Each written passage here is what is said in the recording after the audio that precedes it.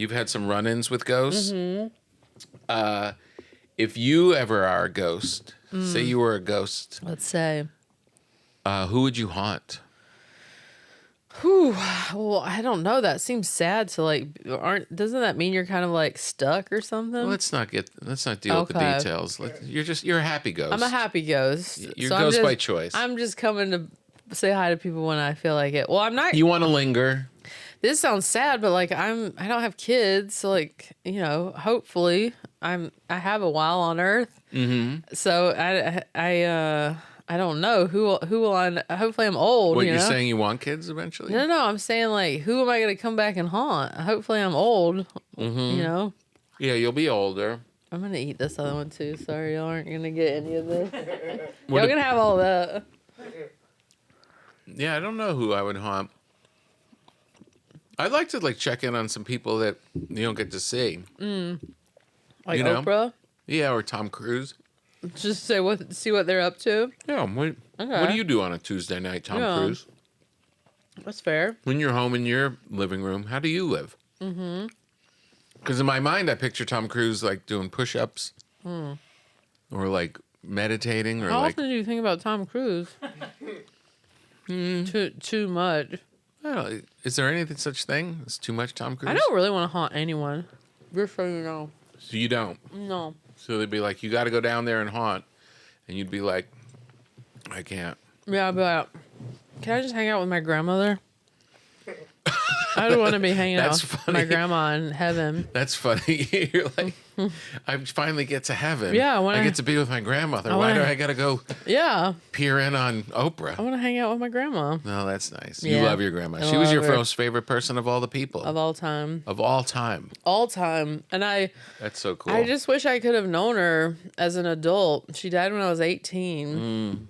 And it just bums me to no end. But, that happens. Yeah. It bums me out that I couldn't have had adult conversations with her. But I will say, as much as you can appreciate a person as a teen, I did give her every ounce of appreciation that someone my age could have. Right. You wouldn't spend time with her. Yeah, a lot of time spent. Took her to, when I could finally drive, I would take her to eat and stuff and go visit her regularly. Thankfully she just lived around the corner. So is your mom's mom? It's my mom's mom. So even though I only had her till I was 18, I feel like I had her more than you might a grandmother who lived, you know, like my mom's 6 hours from some of her grandkids. Yeah, yeah.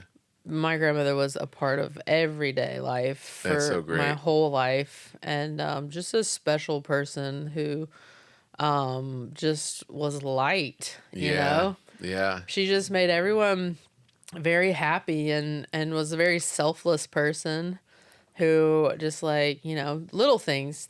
She would cut roses and take them to the bank tellers or the secretaries at school, the librarians. She just did little gestures for people. Wow. So when she died, there were many people with stories of her showing love and light, and just isn't that amazing? Blessing. Like how that's such a small thing. Giving a rose to the bank teller. Yeah. It's such a small thing. But you don't do it. We don't do it on the regular. Yeah. Because it's actually a pretty gigantic thing. Yeah. You know? Yeah, and she didn't think twice about it.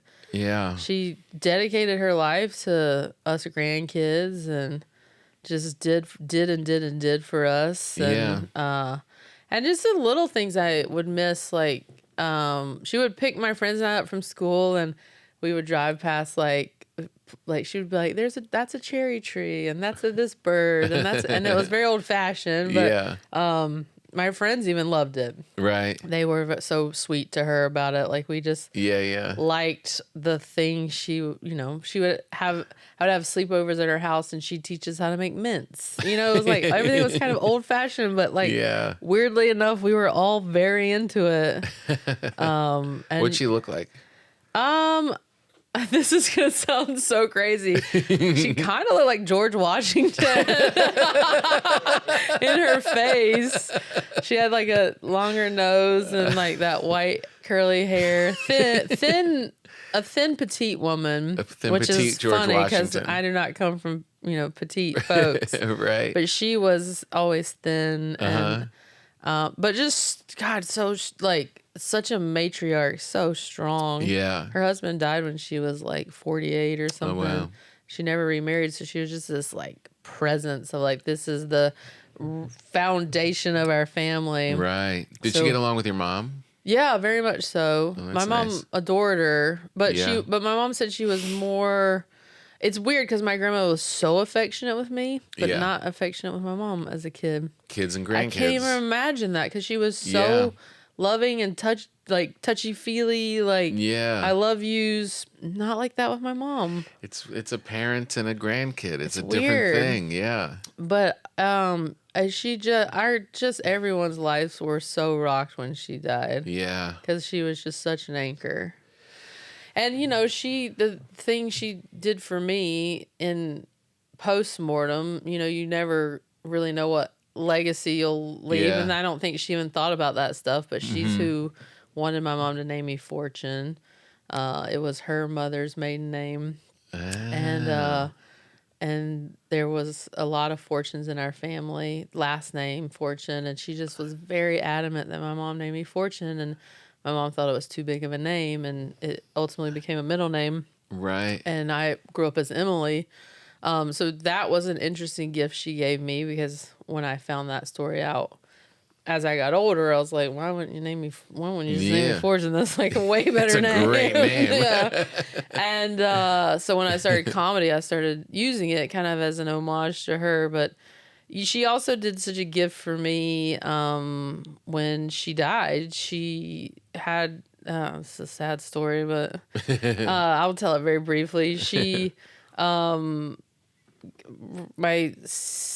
of my senior year of high school, they said she had cancer and she had a year to live.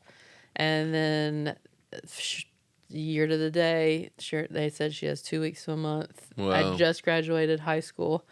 And so I kind of dedicated that summer to being with her. And she told my mom she would see me off to college, which would have been mid-August. And this was Right. mid-May. And the doctors were like, there's no... medically impossible. Not making it to Not August. gonna happen. Yeah. And she's like, I'm going to see her off to college. And she lived for 3 months Whoa. and, really deteriorated. I mean, it was like 70 pounds. I mean, she Yeah. was not in a good way. And we kept her at home with hospice and everything. And Yeah. it was a very spiritual summer. And you'd think she was going to die and you got to go say your goodbyes. So that that keep was going. the worst. Just Yeah. like trying to tell someone that's like your end all be all, like, I'm fine. Yeah. You can go. I'm like, and you get outside and I'm collapse. 17. What's that? Why is she leaving me? Yeah. You're like, it's fine. We're all good. You can pass. And it Yeah. was devastating. And Sure. sure enough, it came time for me to leave for college. She was sort of unconscious. I don't know. Yeah. And I went to say goodbye knowing that was it. And Wow. told her She made it. told her I was leaving for college, and she died the next morning at 10 a.m. Wow. And people there was cancer doctors that my mom knew who studied her case, and they were like, how did she live for 3 months? Wow. It started as skin cancer, and it went inside, like a tumor went in, it surrounded her brain, spinal cord. They were like, the amount of pain that this woman was in is my like God. unfathomable. The fact that she lived for 3 months with that, insane. Yeah. Because she was too old for like radiation and all that stuff. Yeah, yeah. She just had to be given morphine. Yeah. So she did that for me for 3 months. Lived in this kind of pain. When I say did not say ouch or poor me, No grumble. not one time. It changed my life. Amazing. Yeah. Change your life. I'm like, how do you be a piece of shit after that? Right. I mean, not to say I'm perfect, but Yeah. it just gave me this purpose of like, Yeah. I cannot throw away life. I have to be a decent human. Yeah. Like, this person did this thing for me, like the ultimate act of love, and belief in me to see me off to college, like very symbolic of like go do something with your life. Head out in the world. I was like, I have to not be a turd. Wow. And she just set me on this path of like, I got to do something with my life. So I guess the big question is, why are you so mean when we sign on for the radio? She would be very upset with me. She's been gone for a while. Is there a part of you that thought maybe I don't go to college and keep her alive? What? It is crazy how things work out. That is crazy. Because and not that I would have ever traded this for anything. I would have given anything to have her still be around. It would have been very difficult for me to move to LA with her alive. Right. I don't know that I could have done it. Yeah. Yeah. Yeah. That's amazing. Yeah. That's hard. All those roots are too strong. Yeah. You want to know something else that's kind of a kismet? Tell me. A little creepy, a little something? Yeah, please. Look over your left shoulder or right shoulder. James Gandolfini. What? My boyfriend is looking at me. I just noticed it. Oh, he was gone way too soon. I know. That was such a tragedy. That is amazing, though. Like that is a thing of like leaving your hometown and all the roots that are there, because you could always see like that could have been a very nice life. That would have been very different. Yeah. And do you think I would have been straight? No. Do you think I would have found a boyfriend, got married? Yeah, you might have. And then divorced. And then divorced, yeah. I just always have this belief of that, not in her death, but just life, that things just, that work out. You're kind of set on this path and you got to follow the path. And do you still talk to her? My grandmother? All the time. I'm so hippy-dippy in that way. Uh-huh. Yeah, whenever I'm struggling, especially in these days, I talk to her more than ever. Yeah. I look like a crazy person, I'm sure. I'll be out in the backyard, just be like, Nana, I need you. Yeah. Yeah.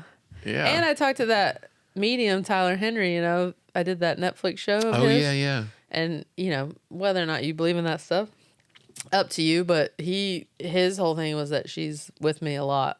Oh, really? Which I felt and thought, but to hear someone say that is never hurts. How did he present it? I would have to go back and watch it. I don't remember. Right. Because there's a lot of information coming at you. Yeah. And my two uncles who are special needs kept interrupting. Oh, really? And I would go, pass. They would show up. There were such big characters, these larger than life guys. Yeah. Who had like mental capacities of like a 10-year-old, but like the sweetest, greatest. I love them so much. Yeah. But I wanted to hear from my grandmother, And they're like, they kept interrupting. And I was like, pass. And he was like, we've never had anyone pass before. I'm like, I mean no disrespect. I love my uncles, but what are they going to tell me? They're making fart noises. Yeah. Like, I need to hear from my grandmother. So, I got to go back and watch it because I can't remember everything he said about her, but the essence that she's with me quite a bit. I did ask him if she knew if I was gay. And really? And he said, I'm pretty sure she's aware. Oh, really?